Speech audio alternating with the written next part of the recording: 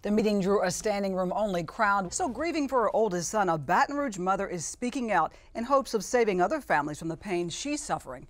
She wants justice for her son, but is calling for peace and an end to the gun violence robbing families across our state. The new Miss Louisiana 2019 will be crowned this weekend in Monroe at the Monroe Civic Center in downtown Monroe. Yes, she will. It's been more than a month since a devastating tornado tore through the city of Ruston, Louisiana. We talked with the mayor about the millions of dollars in damage and the unbreakable spirit of residents and even strangers vowing to return the home of Louisiana Tech to its greatness. Since it opened almost 20 years ago, the National World War II Museum in New Orleans has been a must-visit attraction and national destination for veterans and tourists. The Ruston Twister was part of a strong spring weather system, also blamed for 3 flood-related deaths in Texas. Morgan remains active in the community. For information on his upcoming events, head to his Facebook page. Don't miss his back-to-school rally later this summer. There'll be lots of giveaways and 50 free haircuts just in time for school. Then this week, a suspect in the shooting was killed when he drew a gun on a sheriff's deputy. This month's Louisiana Public Square explores youth and guns and how communities are fighting back against the violence. It was a measure aimed to help foster children who turn 18 and often find themselves with nowhere to go and no one to help them. Senate Bill 109 passed by an overwhelming majority and will now help young adults in foster care stay in the system, receive services, and live with their foster parents until they turn 21. The bill's sponsors say the bill will give foster children a greater chance to succeed after many have been struggling to catch up since the day they were born. The official start of hurricane season is tomorrow, Saturday, June 1st, but there's already been some action in the Atlantic. There is a new Miss Louisiana. Megan Cruz, Miss Louisiana Watermelon Festival, won the crown of Miss Louisiana last weekend in Monroe. She's from Bossier City. The violent, deadly headlines are much the same statewide, from Shreveport to Baton Rouge and cities and parishes in between. Gun violence claiming lives day after day, night after night, with no apparent end in sight. They are stories 41-year-old Reggie Morgan knows all too well, his lengthy rap sheet dating back to when he was just 17 years old. This area right here was drug infested. He took us to the very street where a street fight left him with 3 gunshot wounds, fighting for his life. Young, trying to, didn't have opportunity. Try to get a job, try to cut grass, couldn't make money, so turned to drugs. Years later, revisiting a dark and dangerous memory of his not-so-distant past. I was actually shot right here. When the first bullet hit me here, I ran back here, behind this house. I ran behind this house, and that's when I fainted. And I was out with bullet holes in my neck, and my back, and my legs. But Morgan says a miracle happened that night. A passerby was his angel. If it wasn't for the doctor, because like I said, the police, when they came, they had taped everything off, and they wasn't worried about me. They was more so, getting the scene right, I guess, to do the investigation. So, grace of God, the doctor came and saved my life. His life now stable, a business owner, Christian, and anti-gun violence advocate who hopes his message, "Overlook Your Enemy," will become a national call to action. Music played a major role in my life through history. It always have, and it always will be.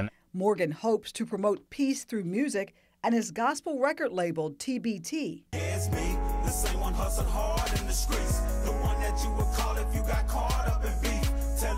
He says the only way to reach those shooting and killing is through the songs they follow, like the verses of the Bible. We could go back to, I could remember when they used to have songs, I got the heat in the trunk, pop the trunk, get the gun. Everybody had their guns in the trunk. And then Soulja Slim, rest in peace, Soulja Slim, he came out, I got that Nina on me.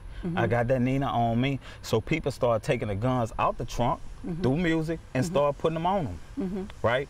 We could also see when people used to do drive-bys, we do drive-bys, They started doing drive-bys. Then they stopped, say, we don't do drive-bys no more, we do walk-ups.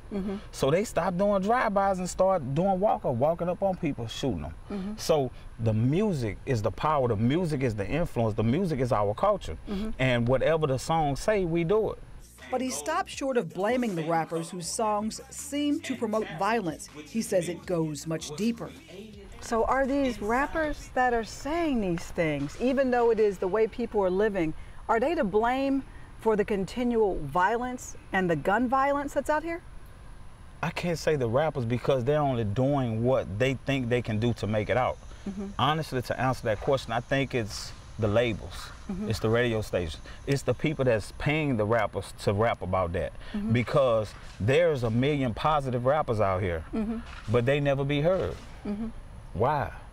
Because the upper labels, they don't want to promote that. So what it does is it makes us think that that's all people want to hear. No, that's all being promoted.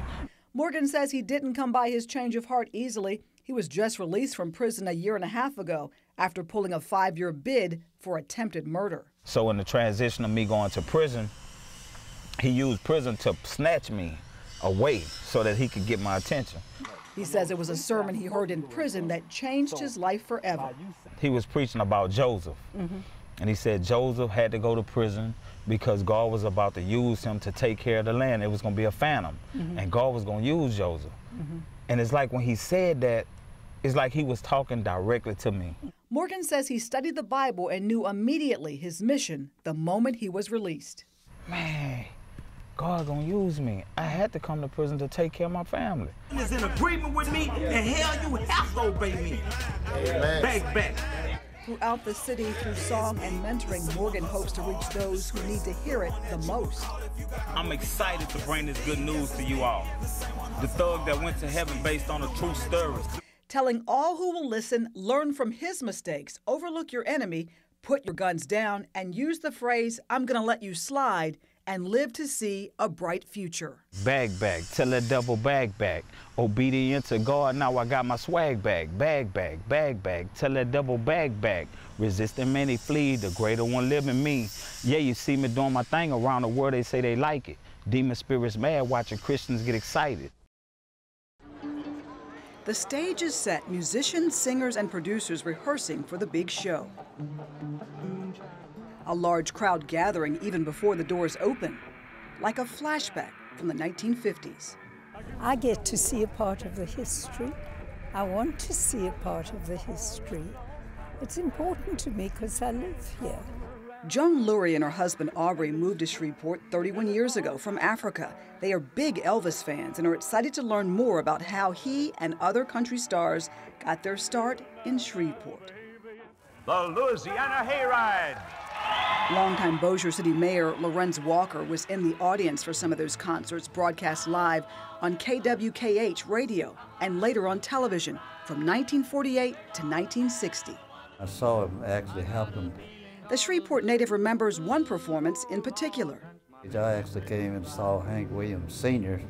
sing here when I was a child, and the audience loved his music so much. They called him back about 7 or 8 times. Lovesick Blues is what he's singing. Mama, I'm in love with a fella, yes, ma'am.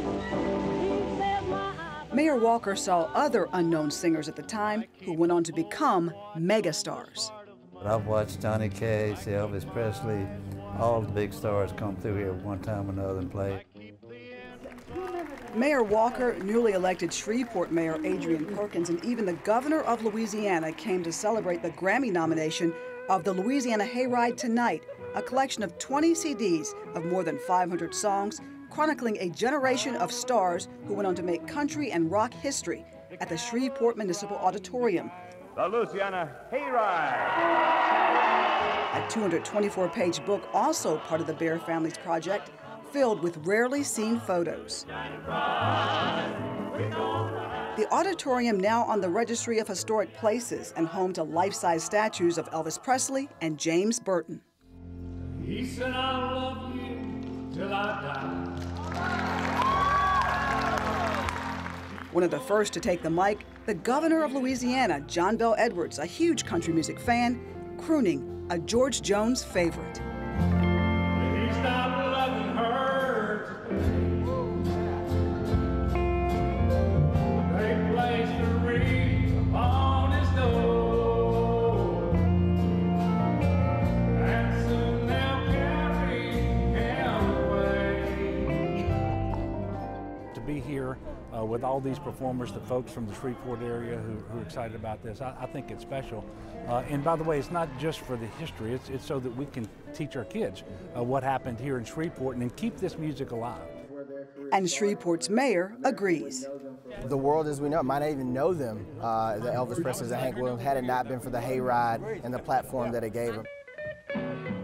It was here on this very stage where greats like Hank Williams, Elvis Presley, and Johnny Cash made musical history as a part of the Louisiana Hayride live radio show. It was the Bayou State's version of the Grand Ole Opry. It was just as big as the Grand Ole Opry, and as you can see, communities like Nashville have fully taken advantage of that and become a mecca of music, so Shreveport's hoping to do the same thing. At the center of the push to regenerate interest in the Louisiana Hayride, Maggie and Alton Warwick. Maggie, a singer who performed here, and her husband own the name and performances and have worked for decades to revive the concerts and performances like the ones that were held here in years gone by for screaming crowds in the thousands. To get this nomination was such a wonderful happening, because that's like, you know, one of the premier organizations of the music industry. We said, well, we can't let this go by without people knowing about it in Louisiana. And the celebration was on.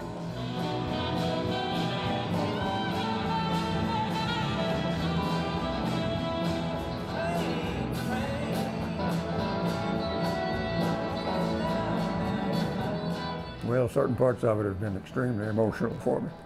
Jerry K. Green, who grew up in Louisville, Texas, performed on the Louisiana Hayride. He fought back tears as he talked about coming back to Shreveport. This is the first time I've been on this stage since 1953. My last show on it was June 6th of '53, and I went into the Army on July 8th, drafted. The 86-year-old Korean War veteran didn't give up his dream of singing and went on to play on the Grand Ole Opry in 1967. But he says he'll never forget how he ended up on stage in Shreveport. It started with a long bus ride from Texas and knocking on the door of the radio station one Saturday morning. I hear some footsteps and the door opened a crack, and wondering what I wanted, what I could do for me. And I said, I want to sing on Louisiana Hayride tonight. Oh.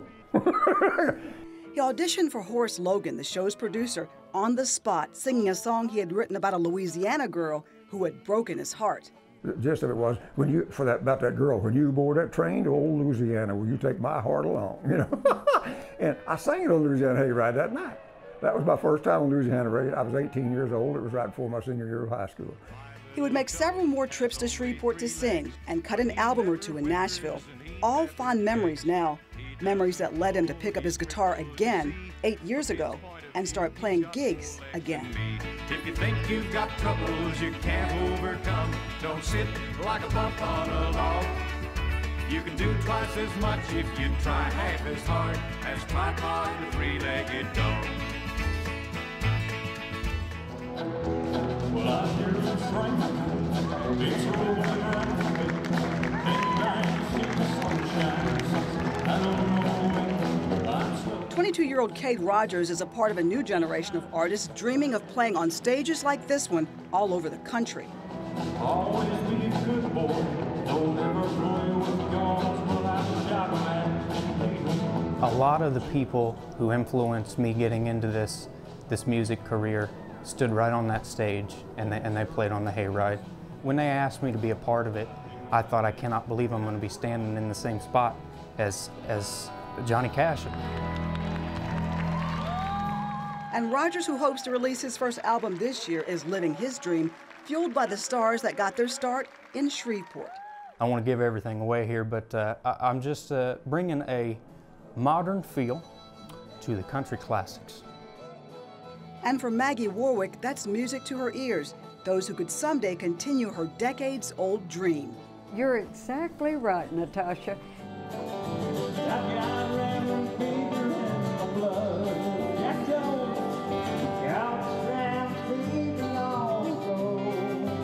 It's like a birthday gift. It's like God has opened up the skies, you know, and brought all these wonderful people together. And this event and of being nominated for a Grammy, it's like a miracle.